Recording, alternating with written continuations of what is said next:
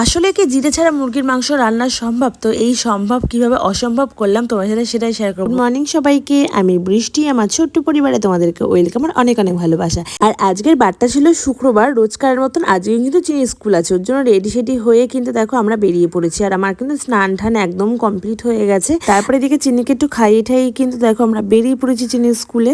Tata. আচ্ছা এখানে থাকবো। দিদি একটু ওটা ধরে নিন না।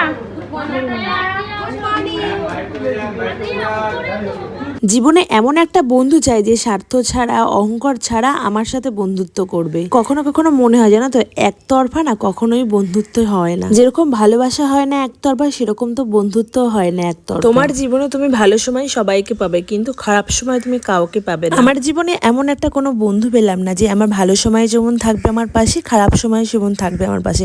ভালো সময় তুমি থাকবে, খারাপ সময় তুমি আমার হাত ছেড়ে চলে যাবে, সেরকম বন্ধুত্ব আমি চাই না। আমি যেমন সবাই ভালো সময় যেমন থাকতে পারি, খারাপ সময়ও থাকতে পারি, কিন্তু আমার ক্ষেত্রে না একদম সেটা কিন্তু কখনোই হয় না। আমি এমন একটা বোকা মেয়ে না, আমি না নিজের ভালো না কখনো বুঝি না, কিন্তু এখন বোঝা শিখেছি।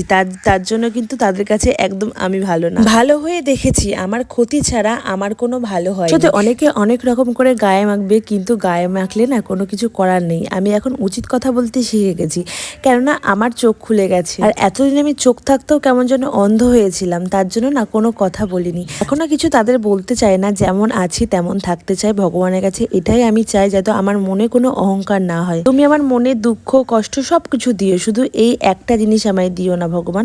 যাই হোক, তারপরে দেখো স্কুলে তো খাওয়া দাওয়া করলাম একটুকুনি, ভালো মন্দ বেশ ভালো খাওয়া দাওয়া হলো। তারপরে তো বাড়ি চলে এলাম। বাড়িতে তারপর দেখলাম দিদি এসেছে, দিদি দেখলাম আম তেল, আর এদিকে দিদি রান্না করেছিল হচ্ছে ঝিঙে দিয়ে চিংড়ি মাছ, একটু অন্যরকম স্টাইলে। তো সেটাই নিয়ে চলে এসেছিলো, সেটা দিয়ে কল্পকাটা ভাত খেয়ে এদিকে দেখো চিনি একটু, আমি নিচে ছিলাম, ও এক একটা রং আর হচ্ছে ড্রয়িং খাতা নিয়ে এখানে কি করছে সেটা তোমাদের দেখাবো। দেখো ও কিন্তু জানে না আমি পেছন থেকে ভিডিও করছি, ও দেখে তো পেছন থেকে আর কি অবাক হয়ে গেছে। তো চলো তোমাদেরকে দেখাই চিনি একা একা কি করছে। কি করছে এটা? কই দেখি। বলে বাবালে, হাতে ছাপ দিয়ে ইচ্ছা করছে। আমি করি, আমি হেল্প করবো। দাও এইখানটা দাও সুন্দর করে।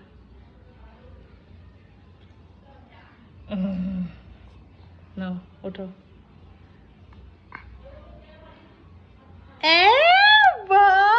কত সুন্দর দেখি, হাত দেখি, ওই হাত, হাই ফাই। আরে ওই হাত কুট বাজে, চল স্নান করবে এবার।